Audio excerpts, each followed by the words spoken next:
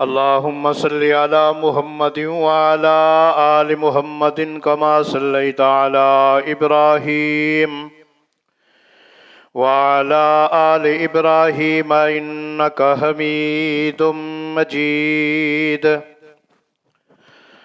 اللهم بارك على محمد وعلى آل محمد كما باركت على إبراهيم وعلى آل إبراهيم إنك حميد مجيد. أما بعد فقد قال الله تبارك وتعالى في الكلام المجيد والفرقان الحميد: أعوذ بالله السميع العليم من الشيطان الرجيم. بسم الله الرحمن الرحيم.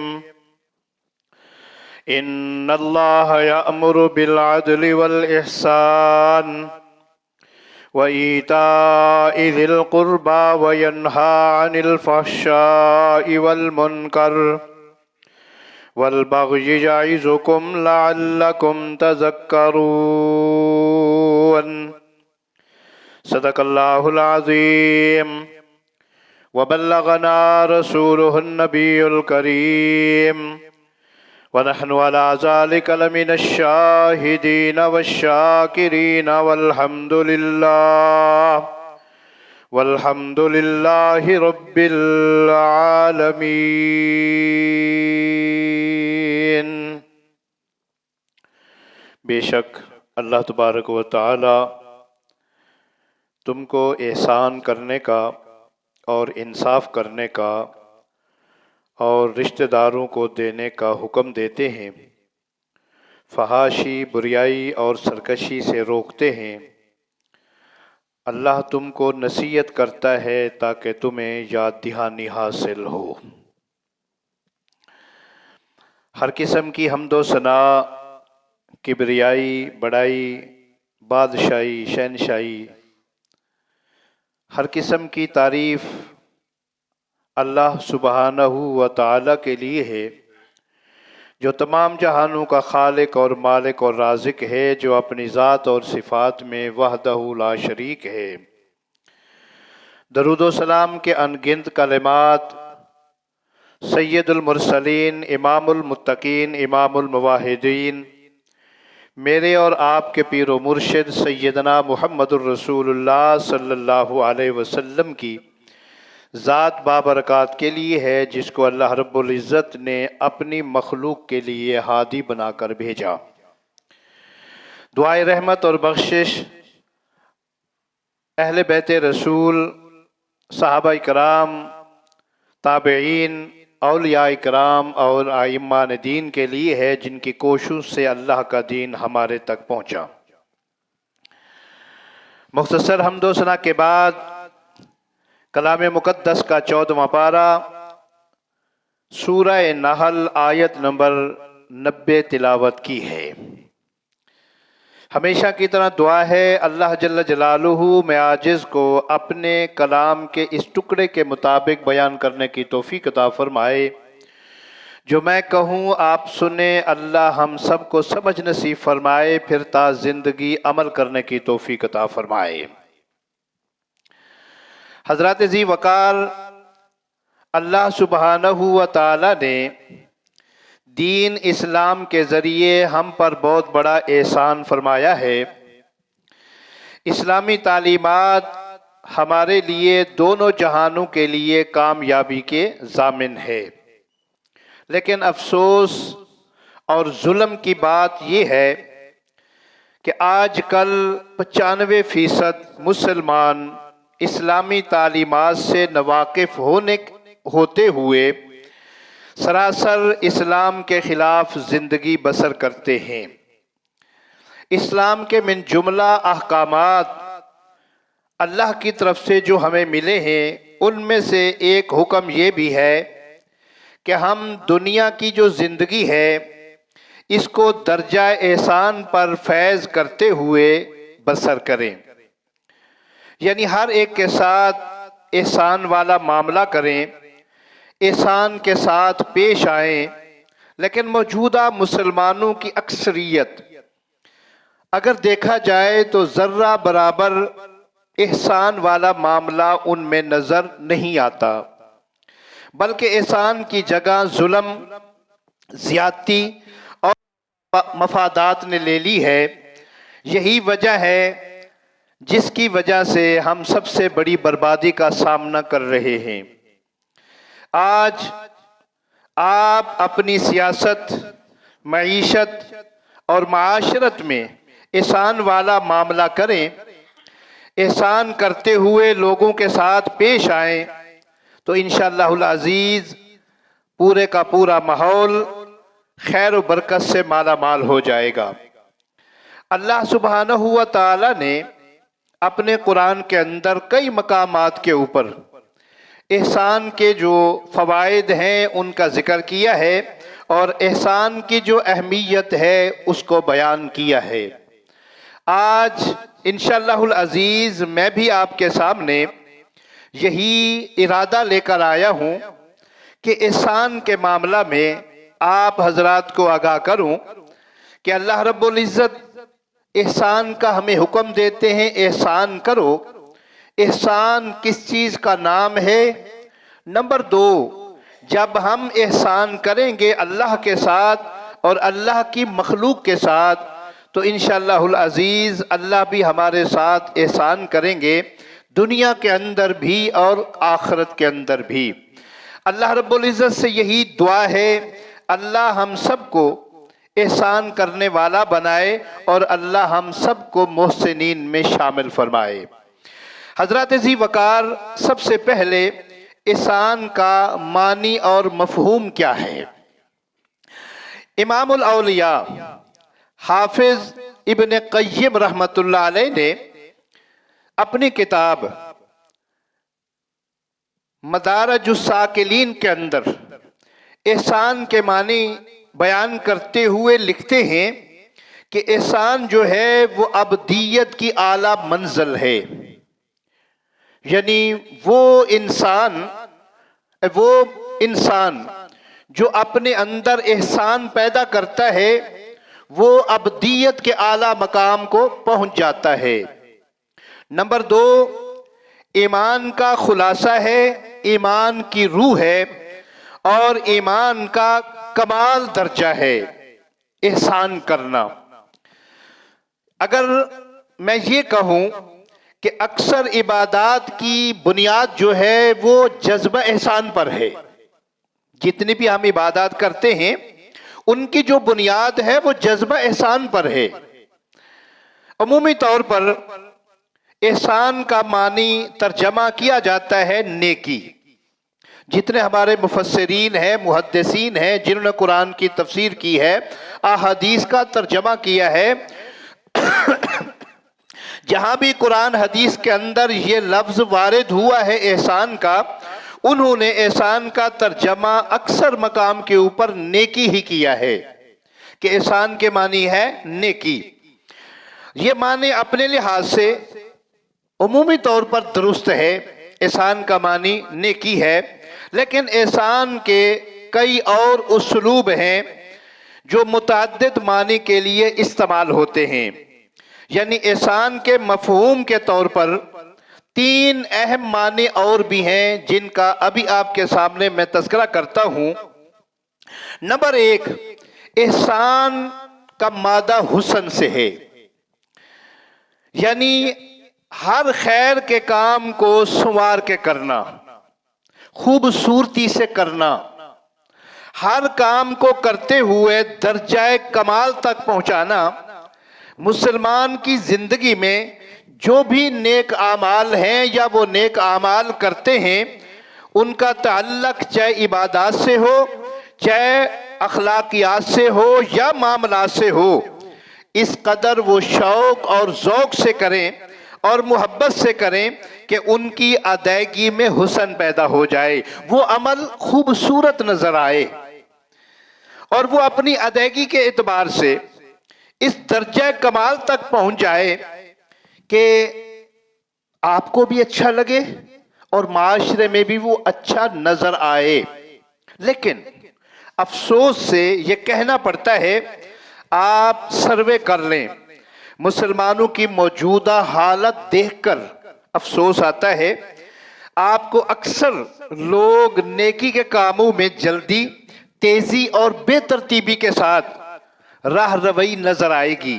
یعنی ہر آدمی کو جلدی پڑی ہوتی ہے، بس میں نماز پڑھنی ہے تو کیا کروں، سر سے بوجھ اتاروں۔ یعنی دوسرے لفظوں میں سمجھ لیجئے، ہر خیر کے کام کو ہم کیا کرتے ہیں، بوجھ اور فرض سمجھ کے اپنے اوپر سے اتارنے کی کوشش کرتے ہیں، حالانکہ اس کی ادائیگی میں جتنا شوق اور محبت ہو وہ نظر نہیں آتا۔ دوسرے سادہ لفظوں میں اس طرح سمجھ لیجئے، جیسا کہ ہم پنجابی میں کہتے ہیں، کیا کرتے ہیں، ہر کام کو مگروں لانا چاہیے، نہیں، ہر نیکی کے کام کو مگروں نہیں لانا چاہیے، بلکہ اس کو کیا کرنا چاہیے، خوبصورت انداز میں، بہتر انداز میں ادا کرنا چاہیے۔ نمبر 2، احسان کا دوسرا معنی، مفہوم۔ قرآن حدیث کے اصطلاح میں احسان کا معنی ہے حسن سلوک۔ یعنی اللہ رب العزت نے اپنے قرآن کے اندر احسان کو حسن سلوک کے معنی میں استعمال فرمایا۔ مثال کے طور پر جن لوگوں کے واجبات یا جن کے حقوق ہمارے ذمہ ہیں، ہم لوگ بطور احسن ان حقوق کو ادا کریں اور ان ذمہ داریوں کو نبھائیں، ان کی ادائیگی میں آگے بڑھتے ہوئے اعلیٰ ظرفی کا ثبوت دیں اور اس فیاضی کے ساتھ ان کو ادا کریں کہ اگلا بھی خوش ہو جائے اور آپ کی دنیا اور آخرت سنور جائے۔ مثال کے طور پر آپ کسی مزدور کو کام کے لیے بلاتے ہیں، 1000 روپے طے کرتے ہیں، مزدور نے کام کر لیا، آپ نے مزدوری دینی ہے، اب اس کو مزدوری تو آپ نے دینی ہے، لیکن مزدوری دیتے وقت آپ نے کیا کرنا ہے، سب سے پہلے تو کام ختم ہوتے ہی مزدوری دینی ہے، ٹال مٹول نہیں کرنا، کل لے جائیں پرسوں لے جائیں نہ۔ نمبر 2، مزدوری دیتے وقت ان کو الوداع کرتے ہوئے آپ کے منہ سے کو میٹھے بول نکلنے چاہیے۔ بھئی آپ نے بڑا اچھا کام کیا، اللہ آپ کو جزائے خیر عطا فرمائے، اللہ آپ کے لیے دیکھو نا، یہ الفاظ کہنے میں کیا حرج ہے، یہ احسان ہے۔ آپ نے مزدوری جو طے کی تھی وہ دے دی، اب آپ نے اس کے ساتھ احسان کیا۔ پھر یہاں تک بات ختم نہیں ہوتی، آپ درمیان کے جب آپ کا وہ کام کر رہا ہے، آپ نے مزدوری تو طے کر لی ہے، وہ تو آپ نے دینی ہے، لیکن آپ کیا کریں، اس مزدور کو چائے پانی پوچھیں، کھانا بنا ہوا ہے وہ دے دیں، اس کو کہتے ہیں احسان۔ اللہ رب العزت نے اسی بات کو اپنے قرآن کے اندر ذکر کیا ہے کہ احسان کے دوسرے معنی کیا ہے، دوسرے کے ساتھ حسن سلوک سے پیش آنا۔ نمبر 3،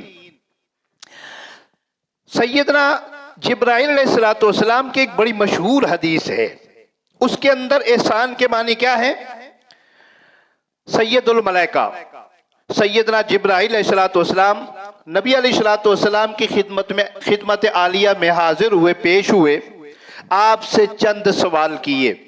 ان میں سے ایک سوال جبرائیل امین کا یہ تھا، مل احسان، اے اللہ کے رسول علیہ السلام، احسان کس کو کہتے ہیں؟ نبی رحمت صلی اللہ علیہ وسلم، امام العابدین، میرے اور آپ کے پیر و مرشد، جواب میں ارشاد فرماتے ہیں، ان تعبد اللہ کأنک تراہ فإن لم تکن تراہ فإنہ یراک۔ احسان کے معنی کیا ہے؟ رحمت دو عالم صلی اللہ علیہ وسلم نے ارشاد فرمایا، اس طرح عبادت کرو گویا کہ تم اللہ کو دیکھ رہے ہو۔ اگر بالفرض یہ کیفیت نہیں ہے تو پھر کیا ہونی چاہیے؟ کم از کم یہ ہونا چاہیے کہ اللہ تمہیں دیکھ رہا ہے، یہ ہے احسان۔ اب ذرا غور فرمائیے، رحمت دو عالم صلی اللہ علیہ وسلم کے اس فرمان کو مدنظر رکھتے ہوئے، یعنی احسان کیا ہے؟ مسلمان کو اللہ رب العزت کی عبادت کرتے ہوئے اس قدر عاجزی اور خشوع اور خضوع کے ساتھ عبادت کرنی چاہیے کہ وہ اپنی بے بسی اور محبت کی کیفیت کو اس طرح محسوس کرے گویا کہ میں اپنے الہ کو جس کی میں پوجا کروں میرے سامنے ہے۔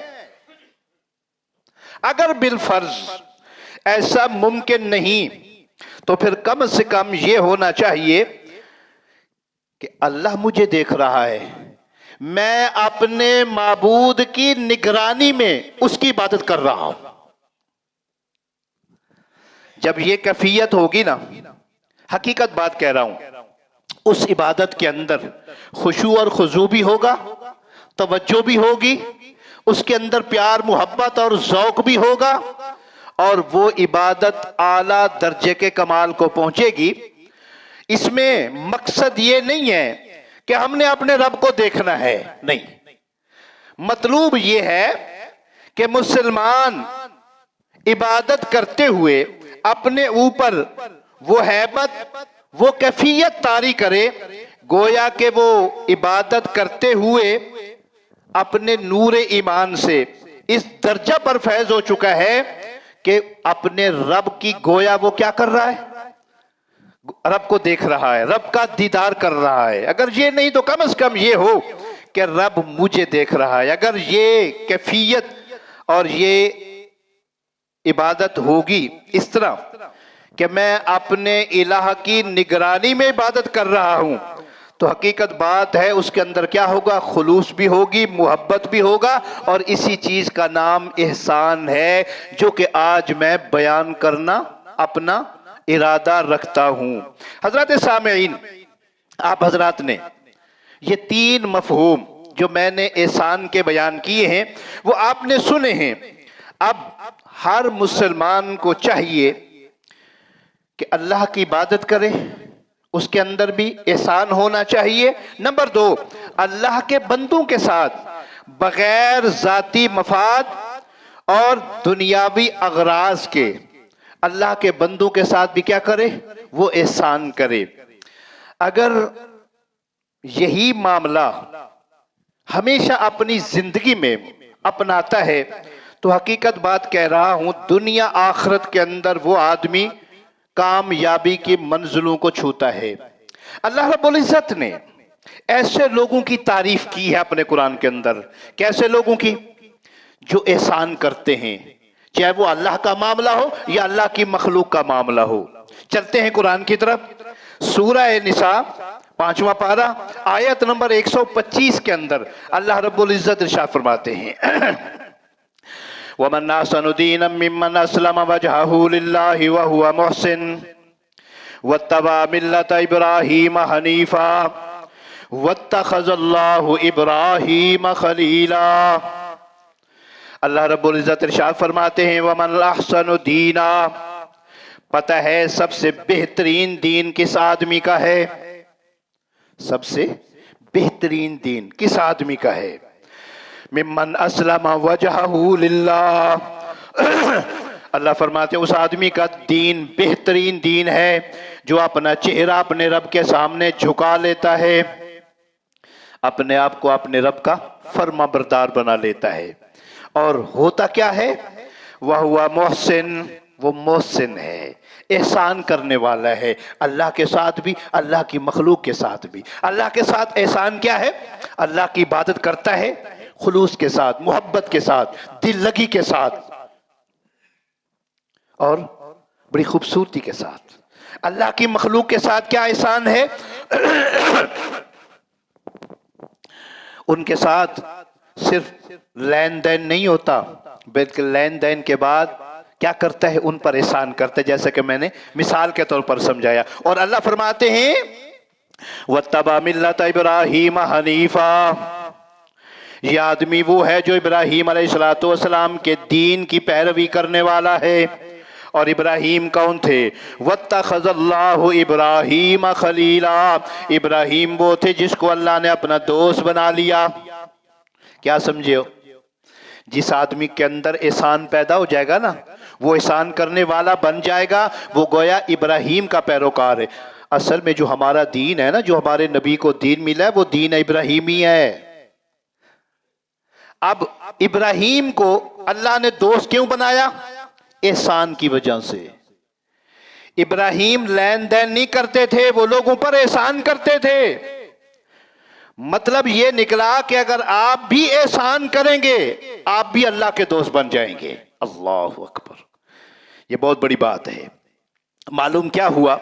एहसान ही की राह जो है वो कामयाबी की राह है।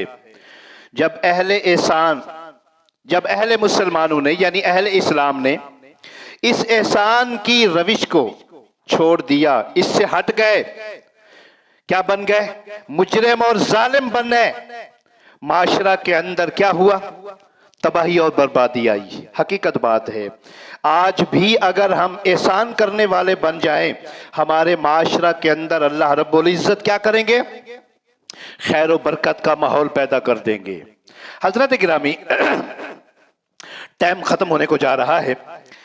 अल्लाह रब्बुल इज्जत ने कुरान के अंदर एहसान करने वालों के लिए कौन से इनामात का जिक्र किया है? इस सवाल का जवाब कुरान के अंदर मौजूद है। इंशाअल्लाह अजीज आगे चलते हैं और मैं जिक्र करता हूं उन इनामात का जो अल्लाह रब्बुल इज्जत ने एहसान करने वालों के लिए तैयार किए हैं। हमें भी क्या करना चाहिए? इसी रविश को अपनाना चाहिए, इसी राह पे चलना चाहिए, एहसान करना चाहिए अल्लाह की मखलूक के साथ। हकीकत बात कह रहा हूं, अल्लाह रब्बुल इज्जत ने जिस आदमी को ये एहसान वाला इनाम अता कर दिया ना, वो एहसान करने वाला बन गया ना, हकीकत बात है वो बड़ा सआदतमंद है, बड़ा खुश नसीब है, खुशकिस्मत इंसान है। अल्लाह रब्बुल इज्जत ने अपने कुरान के अंदर कई मकामात के ऊपर एहसान करने वालों का, एहसान करने वालों पर जो इनामात हैं उनका जिक्र किया है। मैं कोशिश करता हूं 8 इनामात का जिक्र करता हूं। वो 8 इनामात कौन से हैं? अगर आप मोहसिन बन जाते हैं, एहसान करने वाले बन जाते हैं, तो आप भी क्या करते हैं? इस दर्जा पर फैज हो सकते हैं। हजरत जी वकार बात यह है, अल्लाह रब्बुल इज्जत जो हमारा खालिक और मालिक है, हमें हुक्म दिया है, इन्नल्लाह यामुरु बिल अदल वल एहसान। अल्लाह फरमाते हैं मैं तुम्हें हुक्म देता हूं एहसान का। अब मैंने अदल को छोड़ दिया, वो एक अलहदा मौजू है। आज चूंकि मौजू क्या है? एहसान पर गुफ्तगू करना। एहसान क्या है और एहसान करने वालों पर कितने अल्लाह की तरफ से इनामात होते हैं, उनका तज़किरा करना है। तो इसलिए अल्लाह रब्बुल इज्जत जिस इंसान को ये तौफीक दे दे कि वो अल्लाह के मामला में भी एहसान करने वाला हो और अल्लाह की मखलूक के साथ भी वो एहसान करने वाला हो, तो अल्लाह रब्बुल इज्जत की तरफ से खुशखबरी है ऐसे लोगों के लिए। क्या खुशखबरी है? सबसे पहले तो एहसान का बदला एहसान है। कुरान के अंदर आता है, सूरत बड़ी मशहूर है कुरान की, जिसको सूरह रहमान कहते हैं। अल्लाह रब्बुल इज्जत ने उसके दूसरे रकू से ये शुरू किया है। इरशाद फरमाते हैं, वलिमन खाफ मकाम रब्बिही जन्नतान। अल्लाह फरमाते हैं जो अल्लाह से डरने वाले हैं उनके लिए 2 जन्नतें हैं।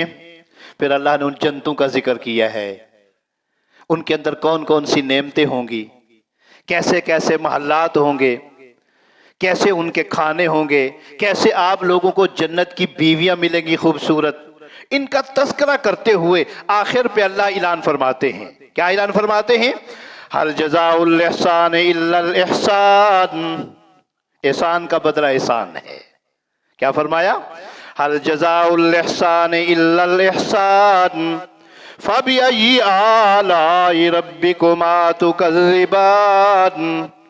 एहसान करोगे अल्लाह भी एहसान करेगा, अल्लाह के साथ एहसान करोगे अल्लाह एहसान करेगा, अल्लाह की मखलूक के साथ एहसान करोगे अल्लाह एहसान करेगा। अब एहसान मुफस्सिरीन ने खुसूसी तौर पर सैयदना अब्दुल्ला बिन अब्बास जो सबसे पहले मुफस्सिर कुरान है, पता क्या फरमाते हैं کہ قرآن کے اندر اللہ نے دو لفظ استعمال فرمائے، حل جزاء الاحسان، سوال کیا ہے، پتہ ہے احسان کیا ہے؟ الا الاحسان، پھر اس احسان کا بدلہ کیا ہے؟ یعنی سوال اور جواب پوچھا، جانتے ہو احسان کیا ہے؟ پھر خود ہی بتایا، پتہ ہے جانتے ہو احسان کا بدلہ کیا ہے؟ سیدنا عبداللہ بن عباس رضی اللہ تعالی فرماتے ہیں پہلے احسان کا مطلب ہے لا الہ الا اللہ محمد الرسول اللہ۔ کیا مطلب؟ لا الہ الا اللہ پڑھنا، پڑھنے کے بعد لا الہ الا اللہ کے مطابق زندگی گزارنا، یہ ہے حل جزاء الاحسان۔ اب اللہ جواب دیتے ہیں جب تم یہ کرو گے تو الا الاحسان، پھر احسان کا بدلہ کیا ہے؟ احسان ہے، تمہارے ساتھ احسان کیا جائے گا۔ کیا مطلب؟ یعنی دنیا کے اندر اچھی زندگی بسر کرو گے، قیامت کے دن جنت مل جائے گی۔ اللہ اکبر، یہ ہے کیا؟ احسان کا بدلہ، یعنی ہر صورت میں احسان کا بدلہ احسان ہوگا، دنیا کے اندر بھی آخرت کے اندر بھی۔ اب پہلا فائدہ کیا ہوا؟ ہم اگر کسی کے ساتھ احسان کریں گے نا، اللہ ہمارے ساتھ احسان کرے گا۔ ہم اگر دنیا کے اندر کسی کو فائدہ پہنچائیں گے، کسی کو خوش کریں گے، اللہ ہمیں فائدہ پہنچائے گا، اللہ ہمیں خوش کرے گا۔ نمبر 2، احسان کرنے والوں کا اجر اللہ ضائع نہیں کرتا، ثواب کوئی بھی ہے، نیکی کوئی بھی ہے، احسان کرنے والوں کی نیکی ضائع نہیں جاتی۔ سیدنا یوسف علیہ السلام جب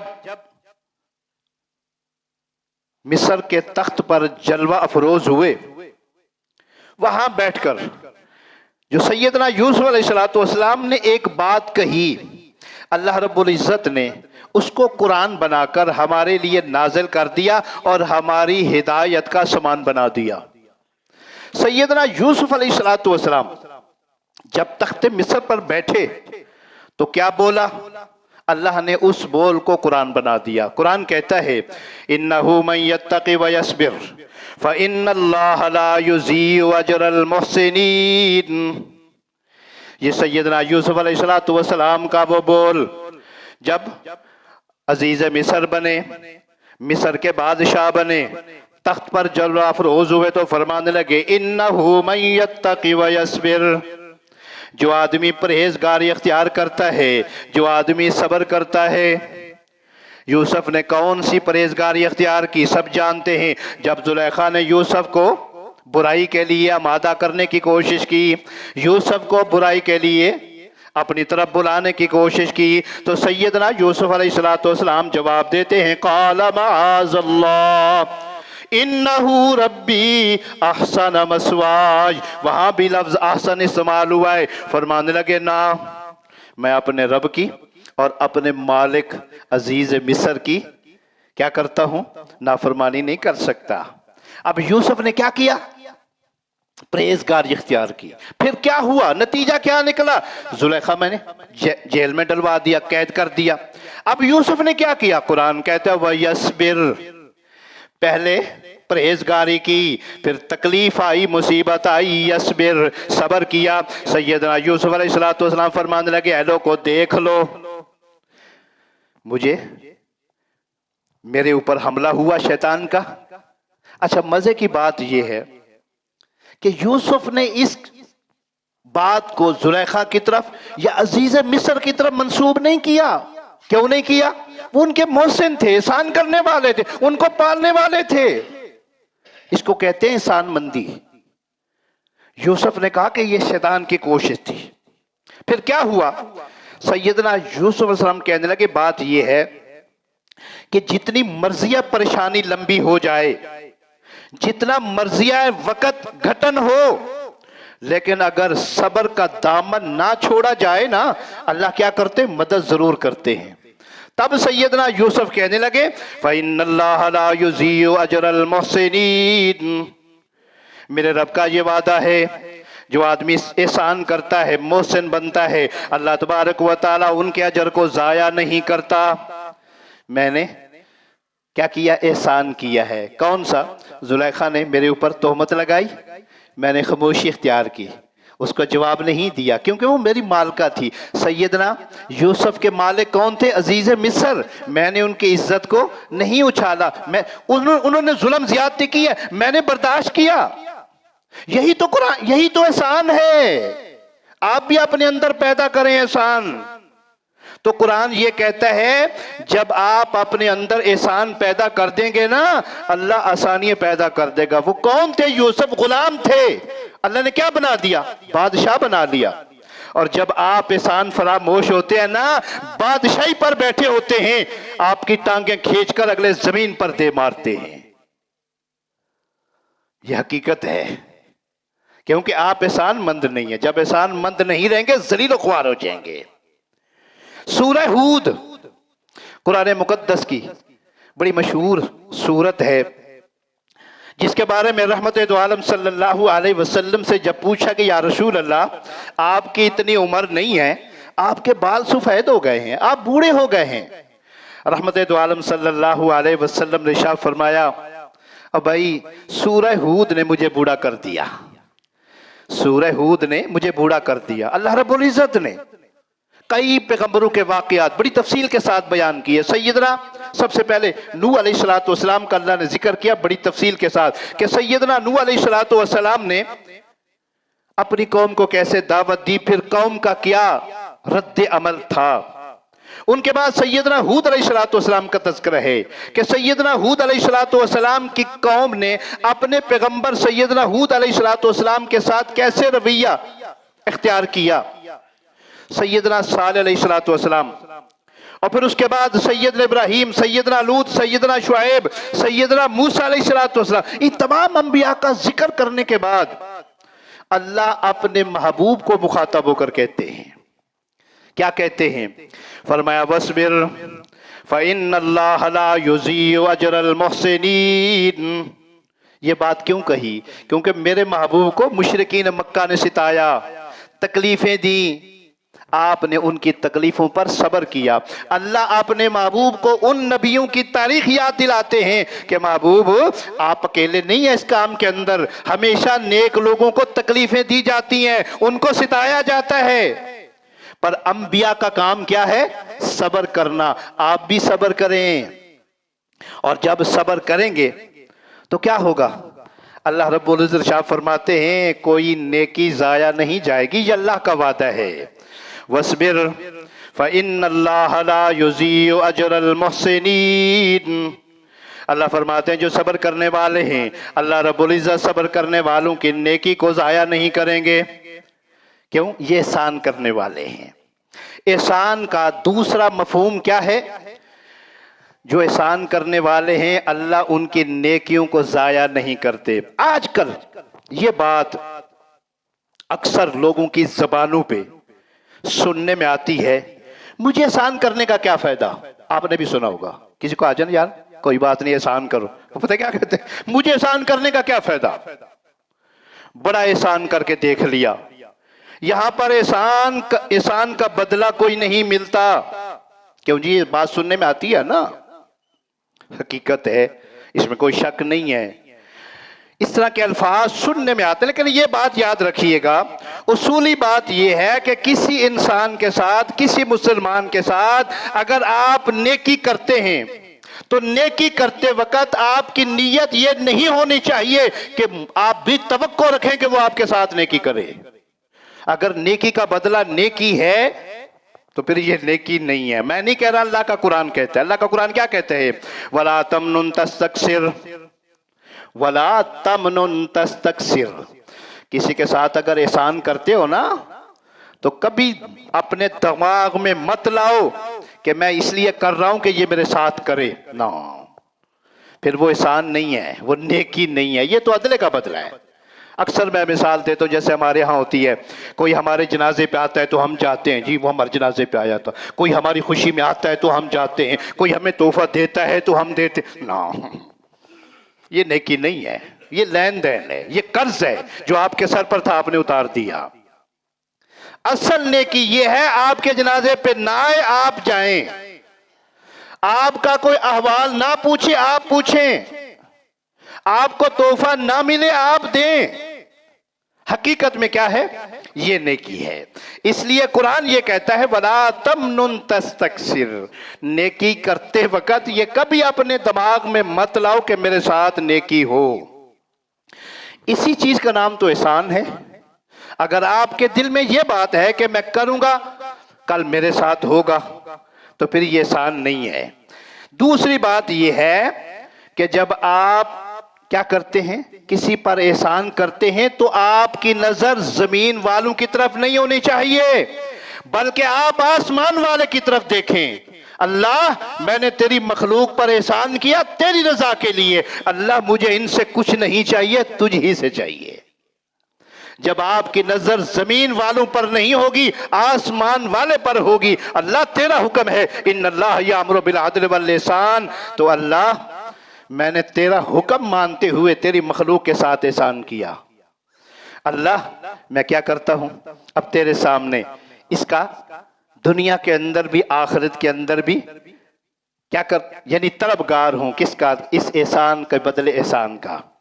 हजरत जी वकार अल्लाह रब्बुल इज्जत ने तीसरा फायदा एहसान का ये बयान किया है।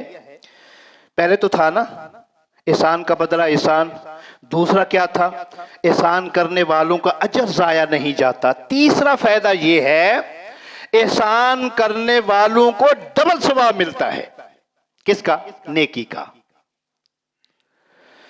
आप कुरान का मुताला करें, एक सच्चा मोमिन, उनके लिए बहुत बड़ी खुशी है अल्लाह रब्बुल इज्जत की तरफ से कि अल्लाह रब्बुल इज्जत उनको इस बात की खुशखबरी सुनाता है कि भाई मैं जामिन हूं किसका? तेरी नेकियों का। एक करेगा दो मिलेंगी, दो करोगे चार मिलेंगी। और जमानत कौन दे रहा है? वो जो जामिन बनने की ताकत भी रखता है और वादा खिलाफी भी नहीं, इन्नल्लाह ला युखलिफुल मियाद, वादे खिलाफी भी नहीं करता। हकीकत बात यह है कुरान मुकद्दस के अंदर अल्लाह रब्बुल इज्जत ने सूरह अहज़ाब 22वां पारा अज़वाज मुतहरात का जिक्र करते हुए अल्लाह रब्बुल इज्जत ने ऐलान फरमाया है। क्या ऐलान फरमाया? वइन कुन्तुन्ना तुरिदुनल्लाह व रसूला वद्दारल आखिरा फ़इन्नल्लाह अअद्दा लिल मुहसिनात मिनकुन्ना अजरन अज़ीमा। अजर अजीम, बड़ा अजर, डबल सवाब। किस बात का? अज़वाज मुतहरात ने रहमत दो आलम सल्लल्लाहु अलैहि वसल्लम का इंतखाब किया, अल्लाह का इंतखाब किया। मामला क्या था? तफसील में नहीं जाना चाहता, टाइम मुख्तसर है। अज़वाज मुतहरात ने दुनिया की कुछ चीजों का मामला अल्लाह के नबी के सामने रखा। फलां के पास ये है, फलां के पास ये, हमारे पास नहीं है। अल्लाह ने कुरान नाज़िल कर दिया, ए मेरे महबूब इनसे कह दीजिए अगर तुम दुनिया की तलबगार हो ना, दुनिया चाहती हो तो सारा कुछ मिल जाएगा, लेकिन अल्लाह के नबी से फिर क्या हो जाएगी? जुदाई हो जाएगी। अज़वाज मुतहरात को जब इस बात का इल्म हुआ, अल्लाह ने कुरान नाज़िल कर दिया। अज़वाज मुतहरात कहने लगी नहीं हमें कुछ नहीं चाहिए, दुनिया नहीं चाहिए, हमें अल्लाह और अल्लाह का रसूल चाहिए। अल्लाहु अकबर। अल्लाह ने इस आयत के अंदर इसी चीज का जिक्र किया। फिर क्या हुआ? अल्लाह ने क्या सिला दिया? अल्लाह ने ऐलान कर दिया कि जिन अज़वाज मुतहरात ने अल्लाह को पसंद किया, अल्लाह के रसूल को पसंद किया, अल्लाह रब्बुल इज्जत ने उन पर सबसे पहला एहसान क्या कर दिया? एहसान का बदला हल जज़ाउल एहसान इल्ला लिल्लाह। अल्लाह के साथ एहसान किया, अल्लाह के नबी के साथ एहसान किया, पसंद किया। अल्लाह ने एहसान का बदला एहसान ये दिया, उम्मुल मोमिनीन बना दिया, तमाम मुसलमानों की मैं बना दिया। अल्लाह अकबर। ये सबसे बड़ा एहसान है, हमारी मैं है। और फिर अल्लाह रब्बुल इज्जत ने इस आयत में ऐलान भी कर दिया। क्या ऐलान कर दिया? व इन कुन्तुन्ना तुरिदुनल्लाह व रसूला, अगर तुम अल्लाह को पसंद करोगी, अल्लाह के रसूल को पसंद करोगी, वद्दारल आखिरा, और आखिरत के घर को पसंद करोगी, फ़इन्नल्लाह अअद्दा लिल मुहसिनात, अल्लाह ने तैयार किया इन मोहसनात के लिए, एहसान करने वालियों के लिए, मिनकुन्ना अजरन अज़ीमा, बहुत बड़ा अजर, डबल अजर, हर नेक अमल का डबल सवाब। इसलिए हजरात गिरामी, एहसान करने वालों का तीसरा फायदा क्या है?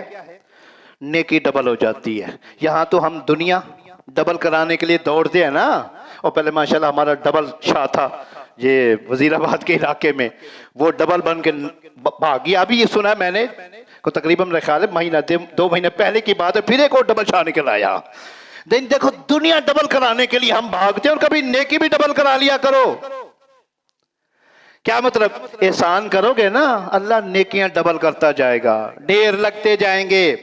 ٹائم ختم ہو گیا ہے، ابھی 3 فائدے ہوئے، میں نے 8 فائدے بیان کرنے تھے۔ ایک آیت ہے وہ پڑھ کے یہاں بات ختم کرنا چاہتا ہوں، اگلے جمعہ سے انشاءاللہ یہ جو آگے 5 فائدے اور ہیں ان کا ذکر کروں گا۔ اللہ رب العزت نے ارشاد فرمایا ہے کہ جو لوگ کیا کرتے ہیں، احسان کرتے ہیں، مخلص ہو کر کرتے ہیں، ان کے دل میں کوئی لالچ نہیں ہوتا، دنیا کا مفاد نہیں ہوتا۔ اللہ پتہ کیا اعلان فرماتے ہیں؟ وَمَنْ أَسْلَمُ وَجْهَهُ لِلَّهِ وَهُوَ مُحْسِنٌ فَلَهُ أَجْرُهُ عِنْدَ رَبِّهِ وَلَا خَوْفٌ عَلَيْهِمْ وَلَا هُمْ يَحْزَنُونَ۔ سورہ بقرہ آیت نمبر 112 کے اندر اللہ رب العزت ارشاد فرماتے ہیں، بلا من اسلم وجہہ للہ، جس آدمی نے اپنا چہرہ اپنے رب کے سامنے جھکا لیا، وَهُوَ محسن، اور وہ محسن ہے۔ کیا مطلب؟ یعنی احسان کرنے والا ہے۔ کیسے احسان کرنے والا ہے؟ جیسا کہ میں نے سب سے پہلے بیان کیا تھا، نیکی کرتا ہے خوبصورت کر کے کرتا ہے، سر پہ بوجھ سمجھ کے نہیں کرتا۔ یہ نہیں کہتا کہ چلو یار فرض اتارنا ہے، نہیں، فرض نہیں اتارنا، خوبصورت بنا سوار کے نیکی کرتا ہے، خشوع خضوع کے ساتھ نیکی کرتا ہے۔ اللہ فرماتے ہیں فَلَهُ أَجْرُهُ عِنْدَ رَبِّهِ، ایسے انسان کے لیے اللہ کے ہاں اجر ہے۔ وَلَا خَوْفٌ عَلَيْهِمْ، جب دنیا کے اوپر وقت آئے گا جانے کا، دنیا سے جانے لگے گا، موت کا وقت آئے گا، وَلَا خَوْفٌ عَلَيْهِمْ، اس پر کوئی خوف نہیں ہوگا۔ حدیث میں آتا ہے، قرآن میں آتا ہے، مرنے والا جب مرنے لگتا ہے اس پر 3 خوف طاری ہوتے ہیں۔ کیا بنے گا میرے مال و دولت کا؟ کیا بنے گا میرے بیوی بچوں کا؟ کیا بنے گا میرا آخرت کا؟ اللہ رب العزت کے فرشتے تسلی دیتے ہیں، اللہ تخافوا ولا تحزنوا وابشروا بالجنہ، خوف نہ کرو، پریشان نہ ہو، بیوی بچوں کے تیرے مال کے ہم ذمہ دار ہیں، اور آگے تیرے لیے جنت ہے۔ اللہ فرماتے جو آدمی احسان کرنے والا ہے، پہلا فائدہ تو یہ ہوگا موت آسان ہو جائے گی۔ نمبر 2 وَلَا هُمْ يَحْزَنُونَ، قیامت کے دن وہ مغمون نہیں ہوگا، غم زدہ نہیں ہوگا۔ کیوں غم زدہ کیوں نہیں ہوگا؟ اس لیے کہ اللہ احسان کا بدلہ دیں گے، نیکیاں جو کی ہوں گی وہ کام آئیں گی، قیامت کے دن پریشانی کا کوئی چانس نہیں ہوگا۔ حضرت گرامی ٹائم ختم ہو چکا ہے، بات ختم نہیں ہوئی۔ انشاءاللہ العزیز آج احسان کے 3 فوائد بیان کیے ہیں، آئندہ سے 4 سے لے کر 8 فائدے تک بیان کروں گا۔ اللہ سے دعا ہے جو میں نے کہا ہے آپ حضرات نے سنا ہے، اللہ عمل کرنے کی توفیق عطا فرمائے، جو سستیاں ہیں کوتاہیاں ہیں اللہ ان کو دور فرمائے، آمین۔ وما علینا الا